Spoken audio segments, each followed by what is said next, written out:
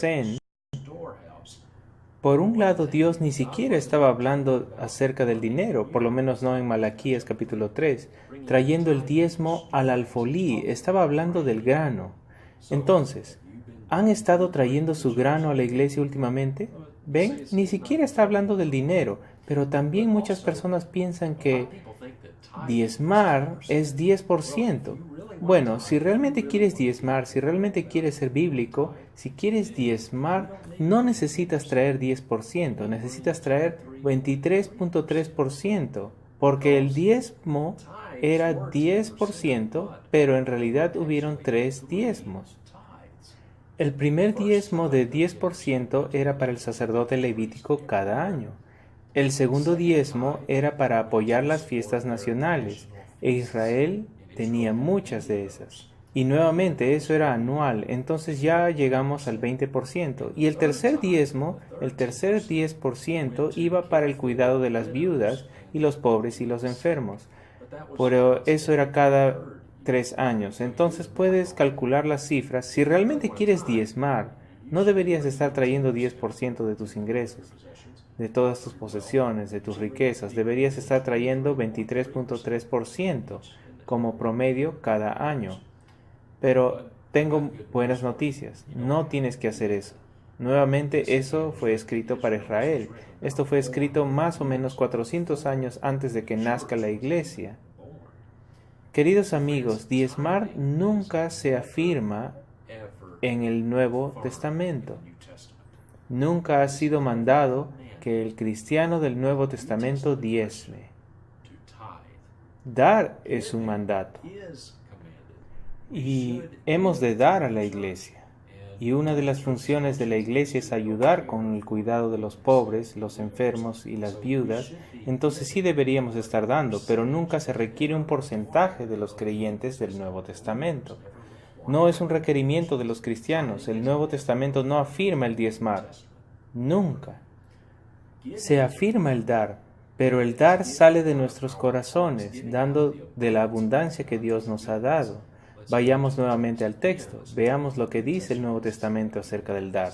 Según de Corintios capítulo 9, versículo 7, Pablo escribe: cada uno dé como propuso en su corazón, no con tristeza ni por necesidad, porque Dios ama al dador alegre.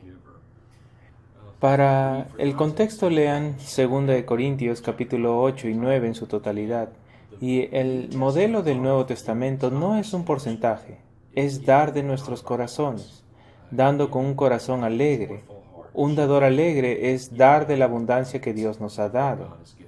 Y para algunos de nosotros quizás deberíamos estar dando más que 10%, pero por favor no piensen que si se encuentran en una situación económica difícil, si eres pobre y si quiera el Señor personas de todo el mundo vean estos videos, entonces si eres pobre, especialmente si vives en un país como Uganda o Siria o Corea del Norte, la mayoría de las personas son pobres. Por favor, no piensen que si no dan el 10% de sus ingresos, Dios los va a maldecir.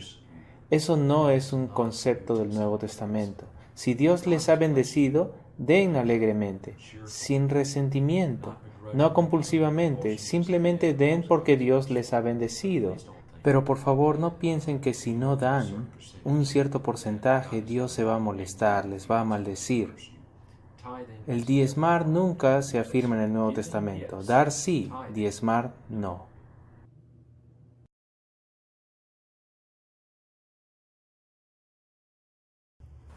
Cuando hago sesiones de preguntas y respuestas en muchos de mis seminarios, una de las preguntas que recibo con más frecuencia es esta. Bueno, Justin, ¿estos falsos maestros saben que son falsos? ¿Saben que son falsos maestros? ¿O piensan que están haciendo lo correcto? ¿O están simplemente siendo engañados? Bueno, esta es una pregunta muy interesante y lo contestaría de esta manera. Hay algunos de los predicadores de la prosperidad que yo los llamaría los carroñeros del movimiento de palabra de fe. Estas son personas como Robert Tilton, quien lo crean o no aún está en la televisión. Robert Tilton, Don Stewart, Leroy Jenkins. Estos son simplemente son parásitos. Quiero decir, que son repulsivos, son de plano completos charlatanes. Hace 150 años atrás hubieran sido vendedores de aceite de víbora. Ellos saben muy bien que simplemente están explotando a las personas. Además, incluiría en esta lista hombres como Mike Murdoch y Todd Kuntz. Y Mike Murdoch y Todd Kuntz los encontrarás en TVN, y estos son, quiero decir, no tienen que usar nada de discernimiento para ver que estas personas simplemente son charlatanes. Algunos de ellos puede ser que en algún nivel piensen que están haciendo lo correcto. No estoy muy seguro de esto.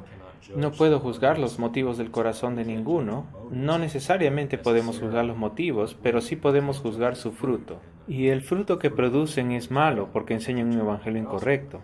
Pero alguno de ellos, como Joyce Meyer, Joel Austin, puede haber una parte de ellos que piense que están haciendo lo correcto. Es muy posible que eso sea el caso.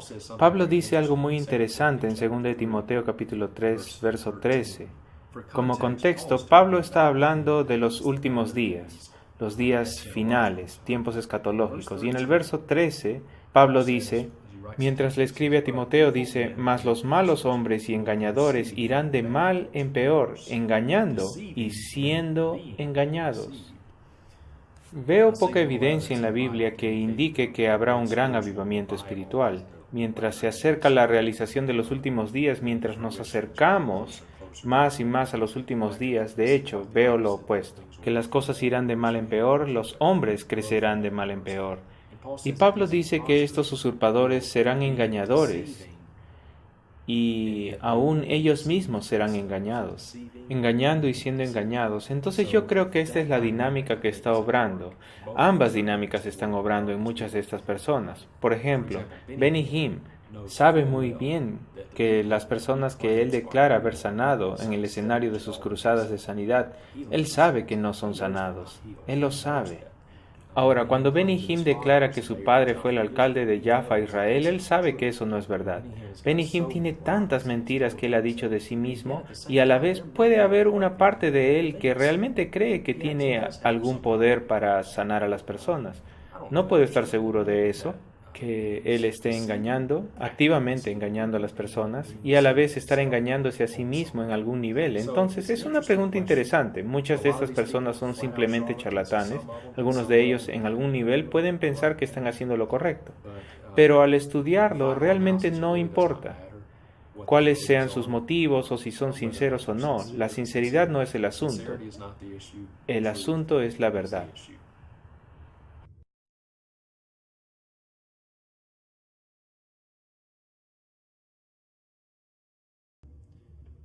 Otra pregunta que me hacen con frecuencia es esta. ¿Habrá alguien que sea sanado en las cruzadas de Benny Hinn o Reinhard Bonnke, otro famoso sanador de fe? ¿Hay algunas de estas personas que sean realmente sanadas? Porque prendemos TVN y vemos a Benny Hinn en la televisión y tiene todas estas cruzadas de sanidad, y a la vez vemos todas estas personas subiendo a la plataforma declarando ser sanadas, dando testimonio de ser sanadas. ¿Está esto plantado? ¿Estas son personas que han sido pagadas para decir estas cosas o realmente han sido sanadas? Bueno, pasa que he aprendido a través de toda mi investigación que algunos de ellos son infiltrados, algunos de ellos lo son, pero la mayoría de ellos no lo son. La mayoría de ellos son personas reales que estuvieron ahí y piensan haber sido sanadas. Pero si miras, casi la mayoría de las personas que suben diciendo haber sido sanadas, dicen haber sido sanadas de alguna condición que no se ve fácilmente.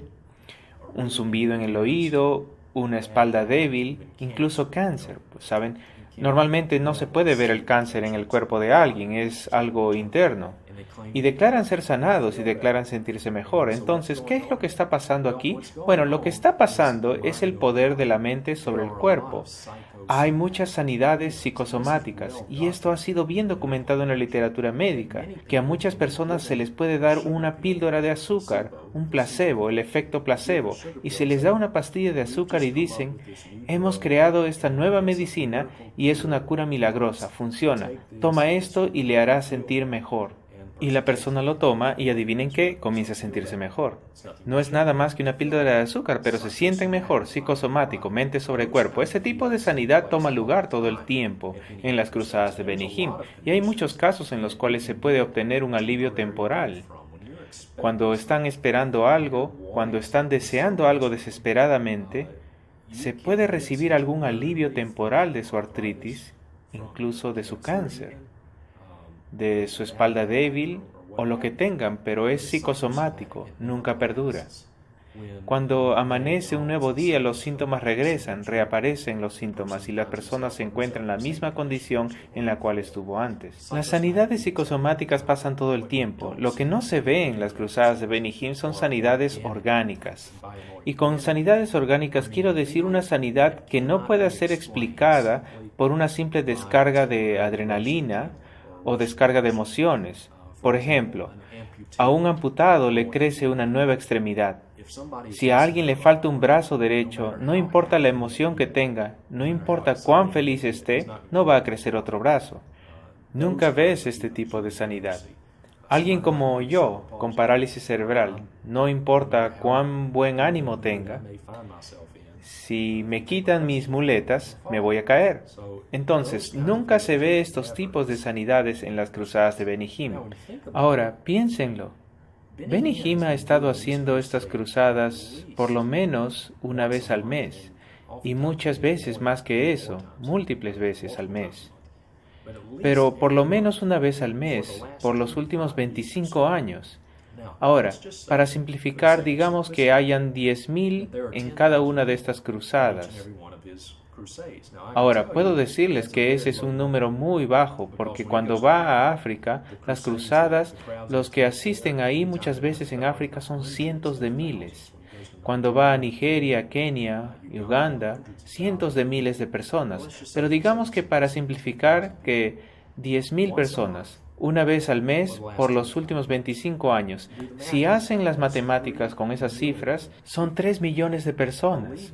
Creyendo como yo creo que Dios aún sana a las personas hoy en día cuando es su soberana voluntad, creyendo lo que yo creo, lo que me es más chocante es que después de 25 años no hay ningún caso documentado seguro de una sanidad orgánica en una cruzada de Benny Hinn. Ni siquiera una de 3 millones, y les puedo decir que el número es probablemente más allá de los 20 o 25 millones, pero digamos 3.3 millones de personas, y después de 25 años, ni un solo caso documentado de una sanidad orgánica. Yo creo que eso dice mucho por sí solo. Es casi como que Dios estuviera esforzándose para no sanar a las personas en las cruzadas de Benny Hinn. Entonces, para contestar la pregunta de mi mejor conocimiento, no. Nadie nunca ha sido sanado de una manera comprobable con una sanidad orgánica en una cruzada de Benny Hinn. Pero aun si pasara, eso no validaría de ninguna manera el ministerio de Benny Hinn. Si Dios sanara a alguien, simplemente sería porque Dios soberanamente decidió hacerlo. No tendría nada que ver, absolutamente nada, con Benny Hinn o Reinhard Bonnke, o cualquiera de esos supuestos sanadores de fe.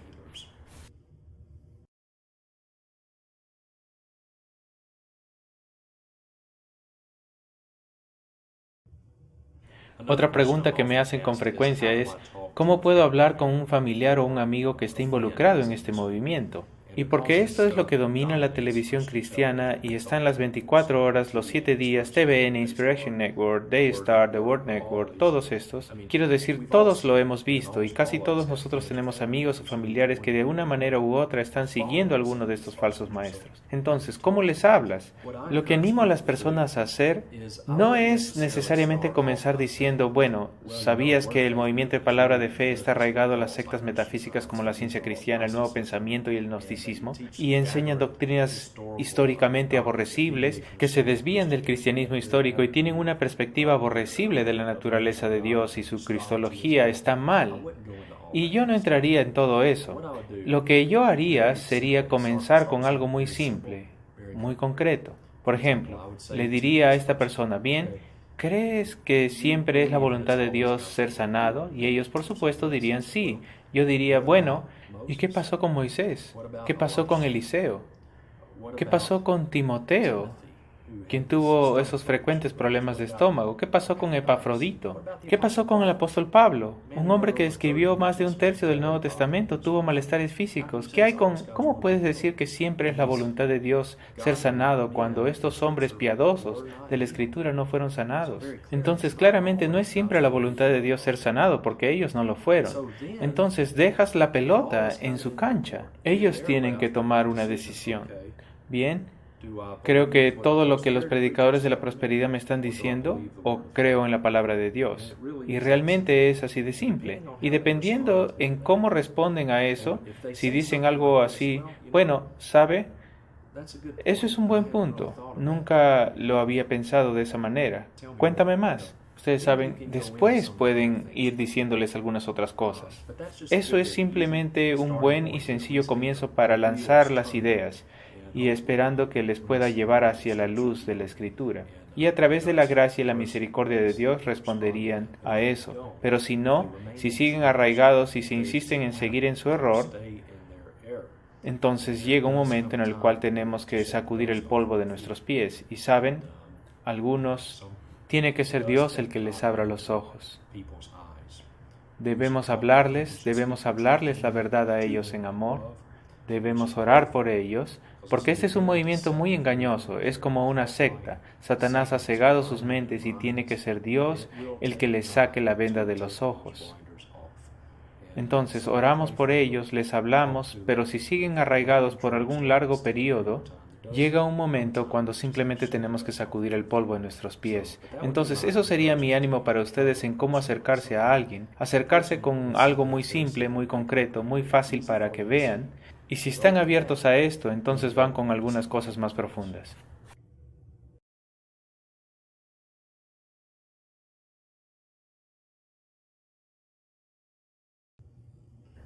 Otra pregunta que me hacen con frecuencia es, ¿alguien que está metido en el movimiento de palabra de fe puede ser salvo? Bueno, no hay una respuesta fácil para eso, pero sí les diría, sí es posible que una persona en la cual mora el Espíritu Santo de Dios esté en algún error teológico por algún tiempo. Eso es posible. Para un cristiano muy joven, alguien que recién ha sido salvo, quien viene a la Biblia sin ningún conocimiento de esta, un cristiano muy joven, sería muy fácil para él ser descarriado por un tiempo. Entonces, sí, en cierto sentido es posible que alguien que siga a Benny Hinn o Joel Osteen o uno de los otros, seguirlos hasta cierto punto y aún ser un cristiano genuino. Habiendo dicho eso, sin embargo, no es posible que alguien quede en ese nivel de error teológico por años y años y años y verdaderamente ser un cristiano. Una de las marcas de ser un cristiano genuino, alguien que realmente ha sido regenerado por el Espíritu Santo de Dios, es que a través del tiempo habrá un patrón, un aumento en el nivel del conocimiento de la palabra de Dios. Habrá un hambre por la palabra de Dios. Si alguien es salvo, tendrá hambre por este libro. Así como un bebé tiene hambre por la leche, un cristiano genuino tendrá hambre por la palabra de Dios, porque así es como conocemos a Dios. Y entonces, a través del tiempo, habrá un hambre por la palabra de Dios y un aumento en el conocimiento de la palabra de Dios, un aumento en el discernimiento. Entonces, para que alguien haya estado en el movimiento de palabra de fe por años y años y años, décadas, y aún así tener el Espíritu de Dios morando en ellos, no es posible, porque el nivel de error es tan grave, es tan significativo, es tan herético, que si alguien tuviera el Espíritu Santo de Dios morando en ellos, Él no les permitiría quedarse bajo esta enseñanza herética por años y años y años y décadas sin convencerlos del error. Si alguien es realmente salvo, teniendo el Espíritu Santo de Dios, si están bajo este tipo de enseñanza por cualquier lapso de tiempo, por cualquier periodo de tiempo, el Espíritu Santo les estaría gritando, salgan. Entonces, no creo que alguien pueda ser un cristiano genuino y estar en este nivel de error teológico por tantos años. Realmente no sé cómo fuera posible. el Espíritu Santo no lo permitiría.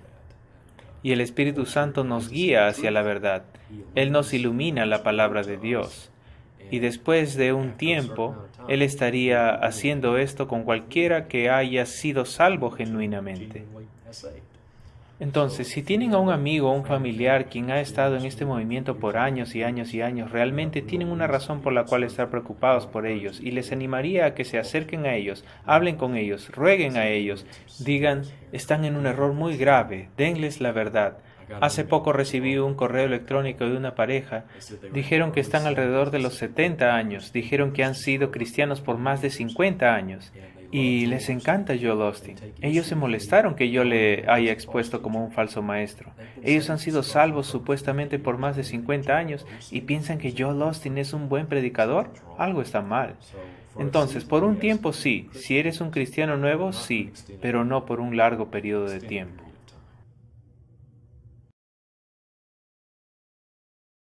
You can't break the new covenant.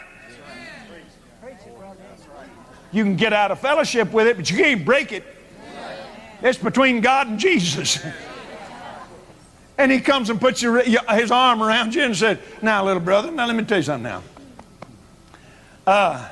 You be my joint heir.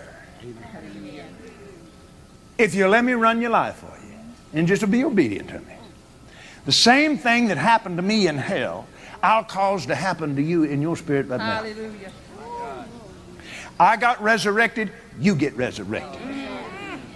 I got filled with the Holy Ghost, you get filled with the Holy Ghost. Hallelujah. I got a glorified body, you get a glorified body. I have a covenant with my Father, and you can get in on my part. Hallelujah. Glory to God. I'll give you my covenant with Him. And even when you mess up, keep your mouth shut and come to me. That's right.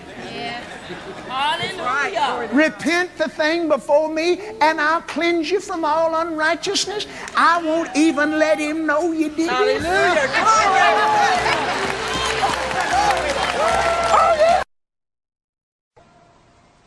If I ever stood on a platform and said, I have been to heaven and seen Jesus, leave my meeting. Tell me about your visit to heaven. How many visits have you had? Several. If I ever tell you I can take you to heaven with me to visit Jesus, leave the service. Suddenly, what appeared to be the bosom of that person appeared the face of Jesus. Most people have difficulty believing, yes, that any human being can go to heaven and come back and talk about it. Yes, that is true. But seeing the results of your life on earth, I've been with you. I've seen the incredible work you have in India. Yet some, please forgive me, simple-minded people have sat in meetings and listened to such nonsense of people telling them they have visited heaven and gone and talked to Abraham and had coffee with him. Pastor Dinakaran, he asks one of the apostles, Yes, who have you spoken to? Paul and Peter You have spoken to Paul and Peter, yes, in heaven? in heaven.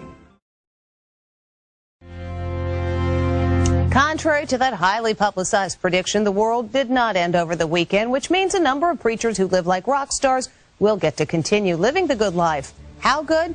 Here's Lisa Guerrero and the I-Squad with a look at some who've been preaching prosperity who are living large. Fresh wind, fresh. They are some of the most popular TV preachers in the country. We're family here. They urge the faithful followers to donate generously, and in return, the Lord will bring them prosperity. I'm not going to be going to heaven and be broke when I get there. And there's no denying some people have prospered handsomely. Wow!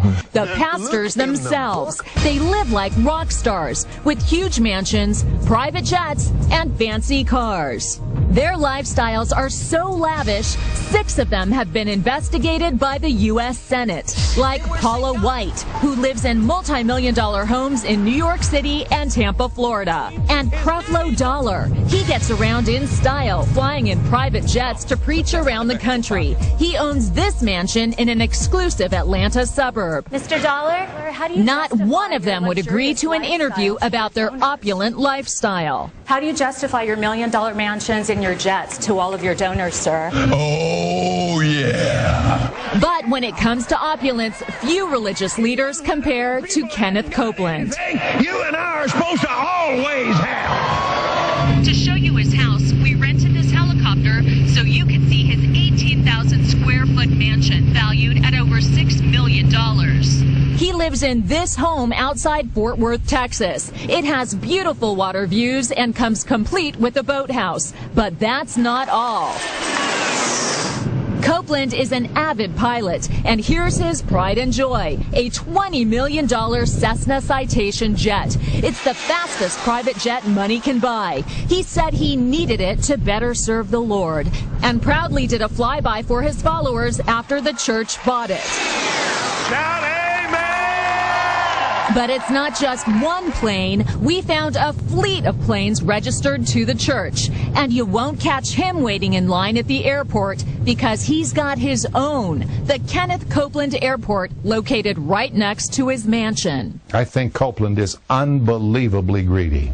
Ole Anthony heads the Trinity Foundation, a religious watchdog group that worked closely with the Senate committee investigating Copeland and other TV preachers. Televangelism alone is at least a $2.5 to $3 billion industry, untaxed, unregulated. That's right. By law, religious groups like Copeland's are exempt from federal taxes, and they don't have to report how they spend their money to anyone. Amen. Copeland's church takes in tens of millions a year through donations and selling books and DVDs to his donors. She sent them a lot of money, a whole lot of money. When Christy Parker's mother died of cancer, she found diaries that showed her mother sent Copeland most of her life savings, hoping her faith and donations would cure her of her terminal disease. What do you think of Kenneth Copeland's lifestyle? TV doesn't do it justice.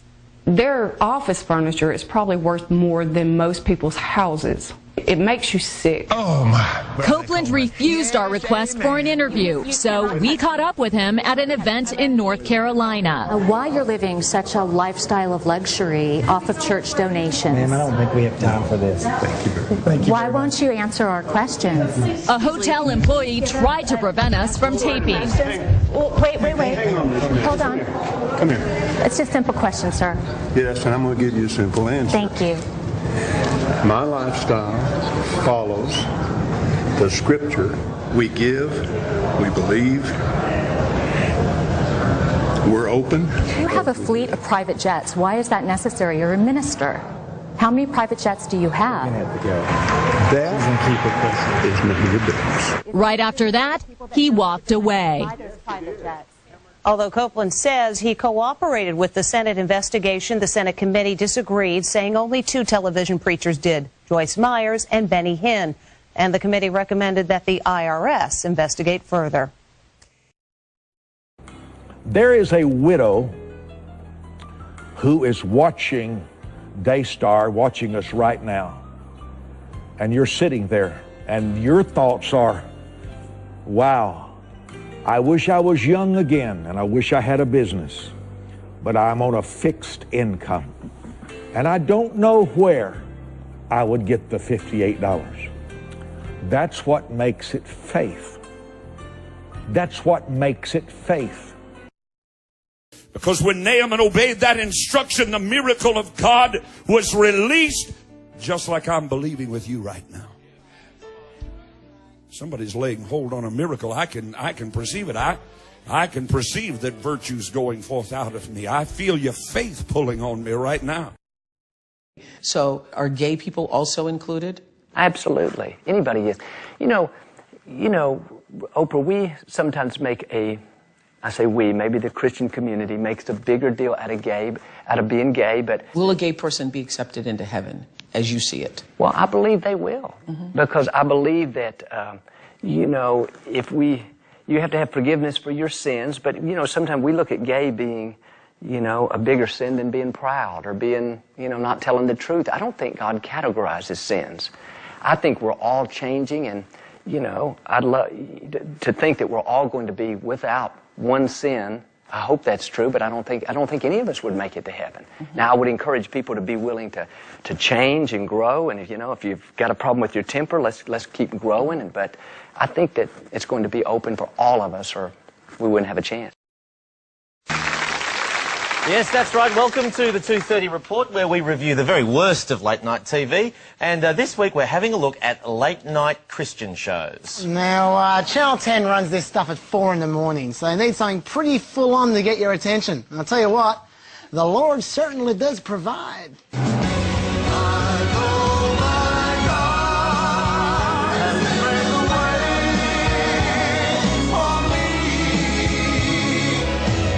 Good morning, everybody. Glory to God. It's the Believer's Voice of Victory broadcast, and we are blessed today. Now, that is Ken Copeland, and if you think he's hokey, you should check out his daughter, Kelly. Ladies, when you're doing laundry, if you're grouchy about it, are you doing laundry in the love of God? Because when you do laundry in the love of God, you can get a harvest. Now, you may find this hard to believe, but Kelly actually makes more sense than her dad and his mate. The word, the Hebrew word, translated thing, is word. Is word. Right. Every thing came out of the word, or the word, you back to seed again. Words are things, or they're word things. So when I say words, I just release a thing, but you don't see the thing when I say it. You heard the thing before you saw the thing, because when I said the thing, it's heard before it's seen.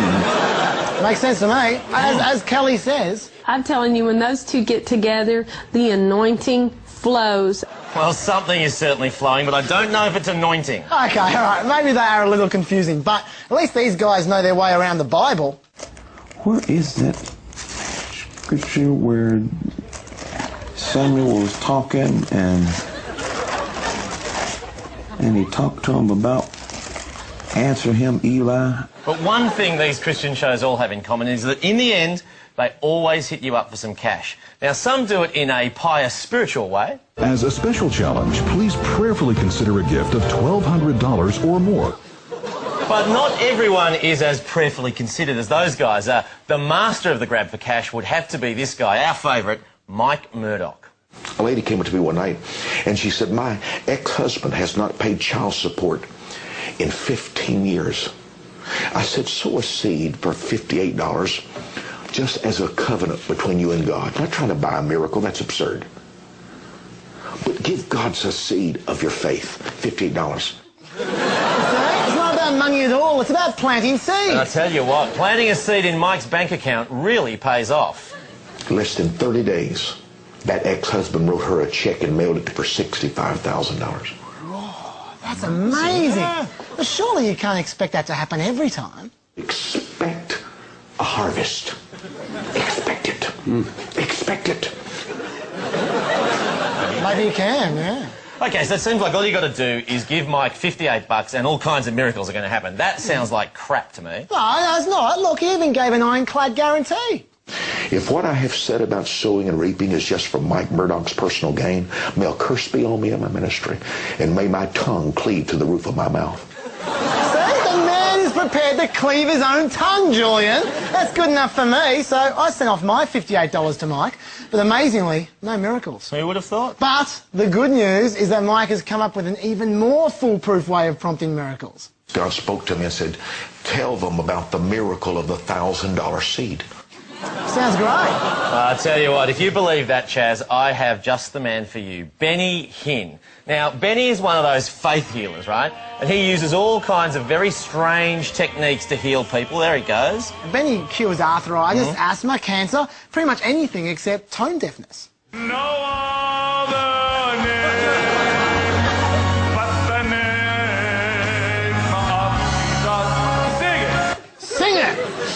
But you know, what you really learn from Benny is that the cure to every known illness is pushing people over.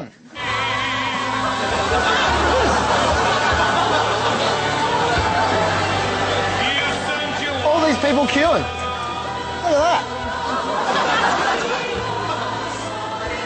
It really does work. I mean, in fact, thanks to Benny, we're now healers too.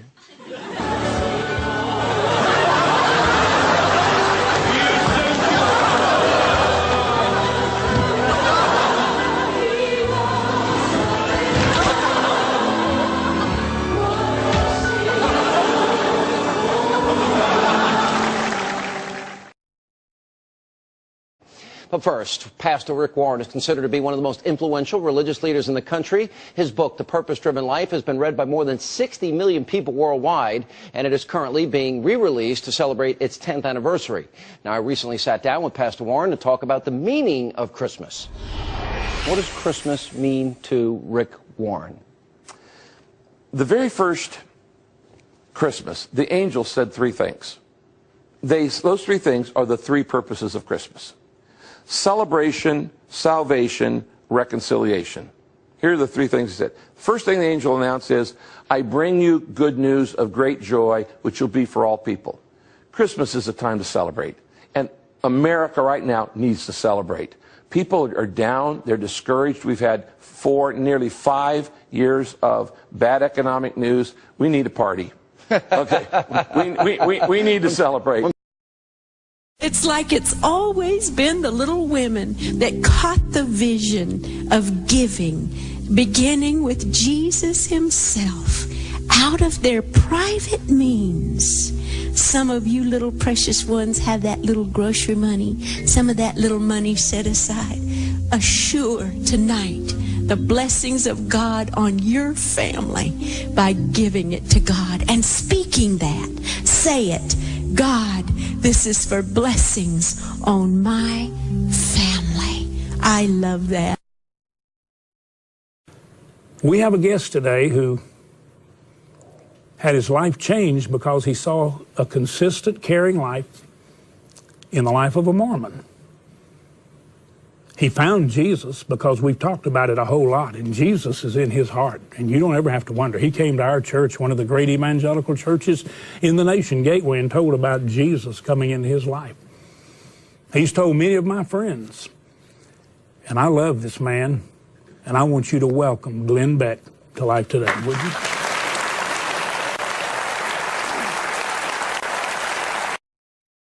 I was in Ghana just recently. We had 500,000 people show up, and a man was raised from the dead on the platform. That's a fact, people. Do you literally believe that someone has been resurrected on the program? Oh, John, I would not limit God.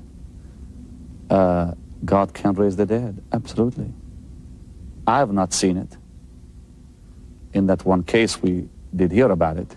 They brought a man, and this man was put on the platform, and he was dead. The man was dead. I have not seen it. In that one case, we did hear about it. And a man was raised from the dead on the platform. That's a fact, people. I have not seen it. But here's first what I see for TBN. You're going to have people raised from the dead watching this network. You're going to have people raised from the dead watching TBN. I'm telling you, I see this in the spirit. It's going to be so awesome. Jesus, I give you praise for this. That people around the world, maybe not so much in America, people around the world who will lose loved ones will say to undertakers, not yet. I want to take my dead loved one and place them in front of that TV set for 24 hours. I'm telling you. Jesus. People will be, I'm telling you, I feel the anointing talking here. Oh, Jesus. People are going to be canceling funeral services. Merciful. And bringing their dead in their caskets. Placing them, my God, I feel the anointing here. Placing them before a television set waiting for God's part to come through and touch them. I see rows of caskets lining up in front of this TV set. And I see him bringing them closer to the TV set. And as people are coming closer, I see actually loved ones picking up the hands of the dead and letting them touch the screen. And people are getting raised. Snickers, chuckles, side-splitting, fall on the floor, belly laughs, all are welcome at this church. CNN's Tom Foreman checked out what's so funny for AC 360. On a warm night in Tampa, young people are out looking for laughs, but hundreds are bypassing comedy clubs to get their chuckles at church. And guffaws, roars, screams, all standard fare at the Laughing Church, where Dr. Rodney Howard-Browne says the Holy Spirit is making folks howl. They're laughing, they're crying, they're shaking, they're falling out the seats. I knew it had nothing to do with me. He arose, he ascended on high. This is worship for Reverend Howard-Browne and his thousands of followers. Coming back! He is coming back! King of kings and Lord of lords! Unlike other Pentecostal Christians who speak in tongues, these people say the joy of salvation makes them laugh uncontrollably. It's the Holy Spirit.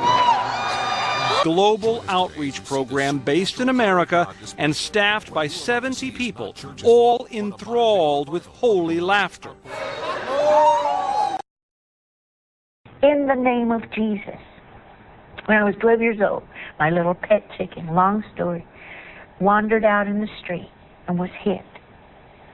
Picked the little chicken up, me and my girlfriend, little atrophied feet, head laying over, and an eye laying out on a stem. Okay, this was my little pet chicken. We put dog clothes on that chicken, even the little shoes, and he'd try to walk in the baby shoes. He didn't care what we did. Bonnets, though. Sheep. Picked up that little chicken, and all I knew to do was to do what I had seen my daddy do. I laid it on the kitchen table, deep, and we prayed in the name of Jesus Christ of Nazareth, and said, you said that your eye is on the sparrow. Now that's the kind of things Jesus says. My eye is even on a sparrow, and I know when they fall. That's our Jesus. And I said, if you were real, heal my little chicken in the name of Jesus. And that little chicken began to move. I mean, his little feet was atrophied, and eye out, not moving for 10 minutes or more. And that little chicken began to move. And Dee and I saw a chicken raise up. His eye's on the sparrow. It's on a chicken. If it's on a chicken, it's on you. You're more important to him than that. And that eye perfectly back in the socket and healed. A lot of people probably do not know that just before the healing ministry began, this was in the 80s, the Lord's image appeared on the wall in our church. That's what Dr. Roberts was talking about. And it was a Sunday night service, a healing service, when suddenly people began to scream and began to point to the back wall. And there they looked, and the Lord's face appeared on the wall and stayed on the wall for 8 weeks. And I was the last one to see it, you're right. Yes. And in fact, the next day, on the Monday morning, I thought, well, maybe it's the lights. Maybe somehow the lights were pointed in a way that, sorry about this, but that's, I wanted to make sure it was real. And I walked in there on Monday morning. No lights were on, and there it was. And the people came from all over the world to see it. In fact, even the people that study the Shroud of Turin came to see this image. But it was like a sign, I think, from heaven. And I started to say, when God raises up a man or a woman to do a special work in humanity, he gives a sign to him or to her, and that the world is able to see. They may not comprehend it, but they know something supernatural is happening. And Doc, something that happened then, which was quite amazing, is the mouth would move, the Lord's mouth would move on the wall. I mean, people saw it by the thousands. And he only moved, his mouth only moved when I was preaching. Well, and it did. He was preaching through you. Which, I mean, just really amazed all of us, that why would the mouth move when I was preaching? Heavy that he prophesies, and he told me how he did it. He sat right, I mean, he looked right across the table, back and forth at me, and he told me how, how he confiscates money. He says he's on this station, it's over 40 states, and he'll go on there and he'll get on the radio and he'll say, I know that listening to my little voice tonight, that there's some lady out there and you've got $10 put away in a cookie jar. Now God spoke to my heart and told me to go and tell you to get that $10 and get it in the mail and send it to me, and God will bless you. God will give you a reward such as you have never known before. And then he comes back to me and he tells me, he says, if you're on the radio and you're going over 40 states and you're on at prime time, you've got thousands of people listening, the chances are that there are at least 200 or 300 little old ladies who've got a $10 bill in a cookie jar. And so if you even get, if a couple hundred go over and get it and send it to you, that's $2,000 that you've made just like that.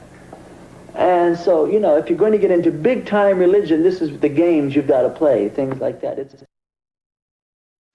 And I'm going to have my wife Jessa share a dream that she had. And I'm going to tell you what God's been speaking to me about. And I believe it's the key that's going to release the greatest miracle anointing for the church.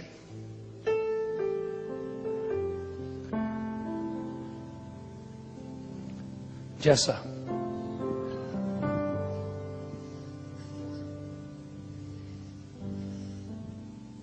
So a couple of nights ago, I had a dream where Oral Roberts was speaking to Todd. I didn't understand what they're saying, but I remember they were talking. And then he looked over and he saw me and he stopped. And he ran over to me and he put his hands over my eyes and he said, "What do you see?" And so I looked and I didn't see anything at first. And then all of a sudden I saw this elephant racing across my eye. And Oral Roberts said, he put his hands over my eyes and said, "What do you see?" And I said, I didn't see anything at first, and then all of a sudden I saw this elephant racing across my eyes, and it was dancing, it was going crazy, it had this big smile, and it was just going crazy, and I said, "It's a wild elephant. I see a wild elephant." And then I said, what's with the elephant? He said, "Exactly, what is it with the elephant?" And then I looked again, and in that vision, what was highlighted was the trunk of the elephant. I said, "It's the elephant nose." And he said, "Yes." I said, "It's discernment." And he said, "Exactly." And then he says, "Do you see the lion?" And I closed my eyes again, and then I saw the lion. And the lion, it was just a golden lion, and I woke up. And when I woke up, literally I woke up in the middle of the night, and I just felt like the Lord was highlighting things to me about the dream. And in the dream, I thought it was pretty ironic that Oral Roberts put his hands, he covered my eyes and said, "What do you see?" And I thought that was interesting because he's covering my eyes. What do you see? And I felt like the Lord was saying that even more so now for the church today, we need to walk by faith and not by sight. What do you see? I didn't see anything at first until I really looked and I pressed in, and I saw the wild elephant. And so when the elephant came running in, and I said, "What is it with it?" So it's almost like, what's with walking by faith? How do you walk by faith and not by sight? By discerning the times and the seasons, just like the sons of Issachar. Discerning, that's what gives you hope when you're walking through a hard time and you're, walk by faith when everything around you looks dark and dim, is discerning the times and seasons by getting a hope from God. To be able to see, to discern the times and the seasons that's ahead of you. And the thing about the elephant, it wasn't just an ordinary elephant, it was a wild elephant, a wild elephant. It was radical, radical, radical, radical. Just a beginning. It's just an introduction. It's just an introduction. Just a table of contents of what's to come. And I felt like the great impact is greater, greater, greater. It's the great impact, and the greatest impact that you can have is bringing the kingdom of God to earth. It's to give an encounter of Jesus Christ to every single person. That's the greatest impact we can have. The great impact is the great revival. Once we as a church pray for revival and seek revival, that it becomes a lifestyle, just like Todd was saying, a lifestyle, not just something we contend for, we want, but a lifestyle that we live in a culture of revival, then boldness is released upon the church. And that was the lion. When he said, do you see the lion? Because we need the wild elephant first before we can get the lion. And then that's where the boldness of the church is released. Oh. Shika. My wife's got some wildfire. I mean, I thought about when we first built the dome, I wanted to put some of those little moving bars and give everybody a little card. They stick it in a little computer slot. And if they were tithing, beautiful music would go off. And, you know, welcome, welcome, welcome to the World Dome. But if they were non-tithers, the bar would lock up. The red and blue lights would start going, a siren would go off, and a voice would go throughout the entire dome. Crook, crook, crook, crook. Security would go and apprehend them, and once we got them all together, we'd line them up in the front and pass out Uzis by the ushers. We'd point our Uzis right at all those non-tithing members because we want God to come to church. And at the count of 3 Jesuses, we'd shoot them all dead.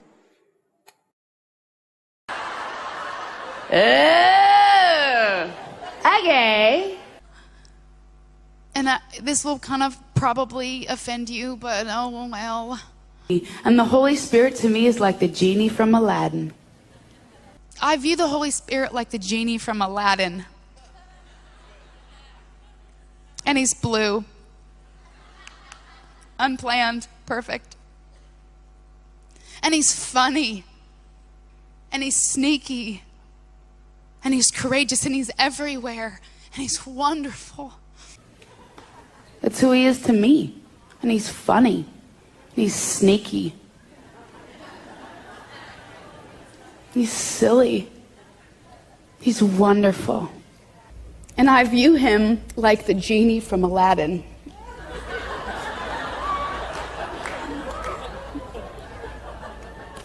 I don't know where in my life that just kind of like came up. Maybe when I was like 10, I don't know, but because he's there, you know? And he's the helper, and he's just always supportive and comforting, and he's just fun. And he's blue. Ah, okay, hold on. Good point, good color.